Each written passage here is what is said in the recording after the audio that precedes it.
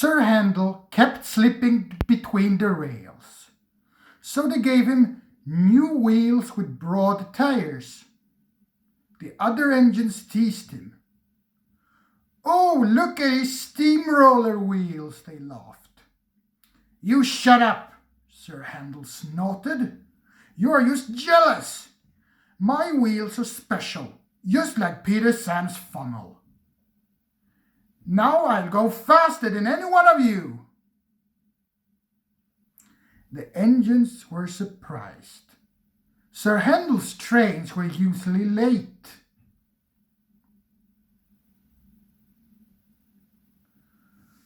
Skarloey winked. "With your grand new wheel, Sir Handel," he said gravely, "you're just the engine to tackle George."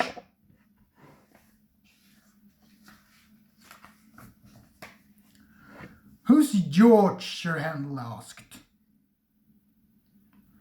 While Sir Handel had been in the shed waiting for his new wheels, some workmen had come to widen the road which ran for a mile beside the railway.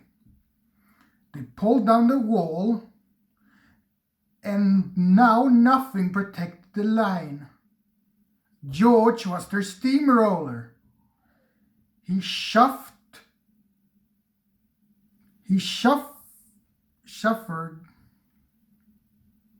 to and fro.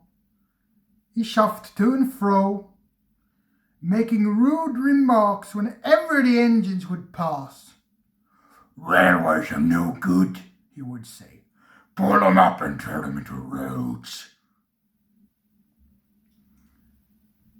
Skarloey had often heard that kind of talk before, and he warned the others to take no notice.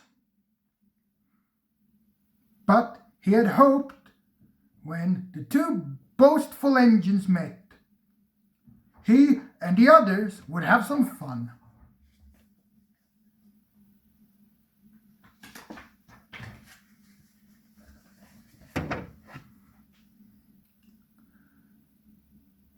"Don't worry anymore," said Sir Handel, importantly, when they told him about George. "Leave him with me. I'll set him packing." The next morning, George was standing near a halt by the level crossing. "Huh," he said. "You're Sir Handel, I suppose." "And you, I suppose, are George." "Yes, I heard about you." "I heard about you too. You swank around with steamroller wheels, pretending you're as good as me." "Actually," said Sir Handel sweetly, "I'm better than you, and you know it. Goodbye." He puffed away. George was fuming.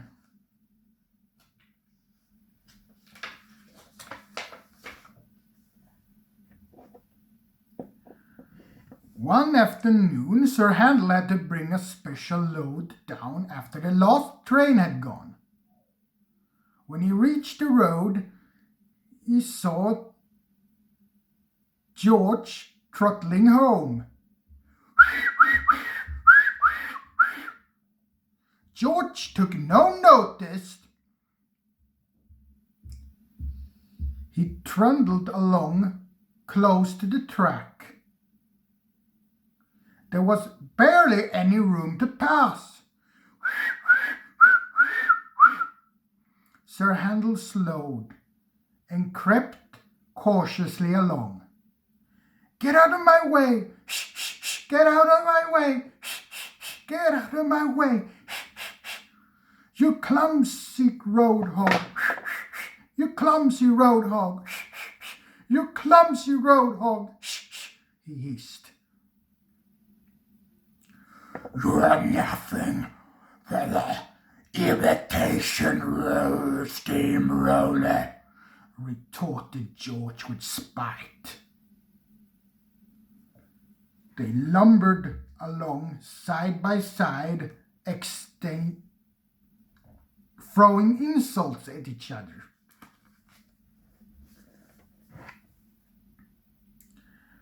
No one could explain what happened next.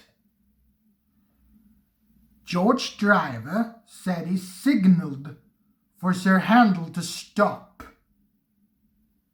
Sir Handel's driver said he signalled to George. There was a crash. The brake van tilted sideways, and the guard scrambled out to find George's front roller nestled between his footplate.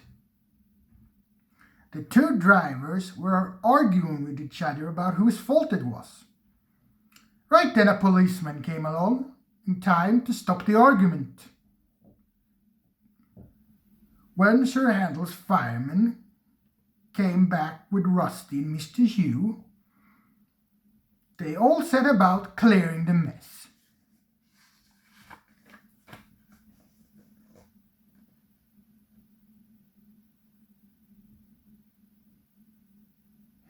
Neither engine had gone fast enough to cause much damage, so Sir Handel was able to bring his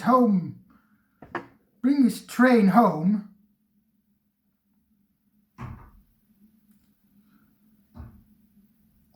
on when George had to back himself away. The next day, the workmen put a fence between the road and the railway, and then they went away, taking George with them. This was because they had finished their work, but Sir Handel thought that he had made George go away.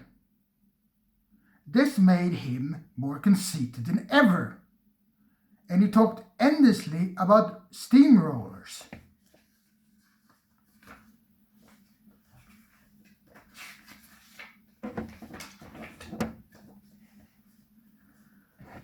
"Oh dear," whispered Skarloey one evening. "Now he's worse than ever. I'm sorry, my plan was no good." "Never mind," said Rusty. "We'll just have to think of something else." But there was no need for that, because some boys came and asked Mr. Hugh if they could take a look at the engines. Almost at once, one of them called out, "Look! There's Sir Handel! He raced a steamroller last week, but the roller nearly beat him too. It was most exciting." Sir Handel never talks about steamrollers now.